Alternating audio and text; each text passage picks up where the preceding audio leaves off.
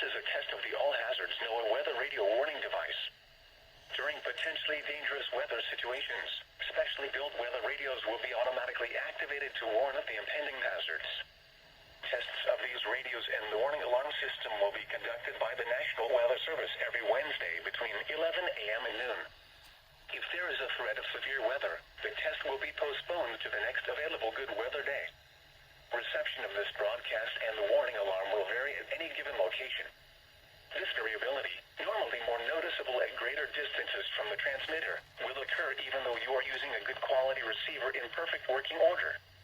To provide the most consistent warning service possible, the warning alarm will only be activated for warnings in selected watches affecting the listening area.